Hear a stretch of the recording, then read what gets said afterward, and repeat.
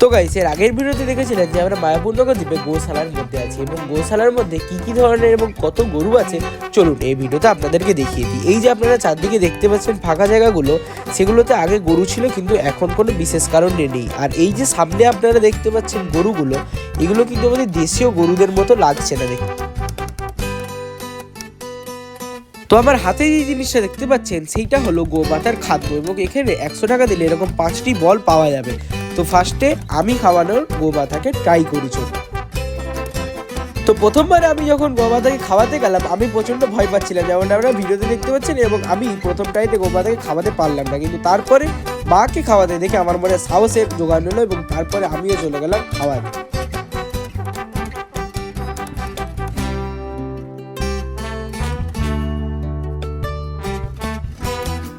আমার আর মায়ের খাওয়ানোর পরে ভাইয়ের খাওয়ানো বাকি ছিল এবং এইখানে যেটা আপনারা দেখতে পাচ্ছেন যে ভাইও গোমাতাদেরকে খাওয়াচ্ছে।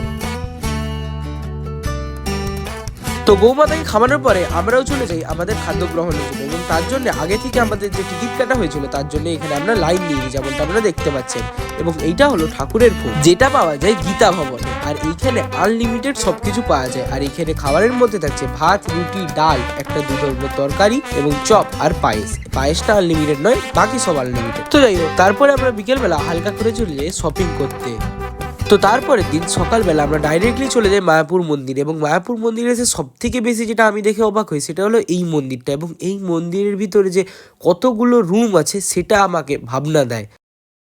তো তারপরে আমরা বিকেলবেলা বেরিয়ে সবার আগে একটু ঘুগনি খেয়ে নিই এবং তারপরে যেটা খাই সেটা হলো ভুট্টা, এবং ভুট্টা ভাজা খেয়ে তারপরের দিন সকালবেলা আমরা উঠে পড়ি। এবং মজার ব্যাপার হলো এই যে আপনারা দৃশ্যটা দেখতে পাচ্ছেন এটা কোনো রাতের বেলাকার না, ভোর সকাল 5:30টার দৃশ্য। তো আমরা সকাল সকাল চলে আসি মায়াপুরের খেয়াঘাটে এবং এখানে এসে জানতে পারি যে ঘন কুয়াশা থাকার জন্য এখন খেয়া চলবে না, কিন্তু কতক্ষণের জন্য চলবে না তারাও ঠিকঠাক জানে। তো যাই হোক, দীর্ঘ 5 ঘন্টা অপেক্ষার পর, হ্যাঁ আপনারা ঠিকই শুনেছেন, দীর্ঘ 5 ঘন্টা অপেক্ষার পরে আমরা খেয়ায় উঠে পড়ি এবং ফাইনালি আমরা পৌঁছে যাই নবদ্বীপ স্টেশনে। এবং সেখানে পৌঁছে সবার আগে আমরা লুচির সাথে তরকারি খেয়ে নিই, অর্থাৎ পেট পূজা করে নিই, দেন আমরা চলে যাই ট্রেন ধরার জন্য। তো যাই হোক, তারপরে আমরা লোকাল ট্রেনে উঠে একে অপরের ঘামের ভালোবাসা শুনতে শুনতে এবং পেতে পেতে চলে যাই হাওড়া। তো হাওড়ায় নামার পরে আমরা ধর্মনীতি অনুযায়ী প্রথমে আমাদের পেট পূজা করি এবং তারপরে আমরা কাঁথি যাওয়ার জন্য বাসে উঠে পড়ি। তো আমরা দীর্ঘ 4 ঘন্টা অপেক্ষার পরে কাঁথিতে নেমে যাই এবং আপনাদের যদি ভিডিওটি ভালো লাগে তো ভিডিওটিকে লাইক, কমেন্ট, শেয়ার এবং সাবস্ক্রাইব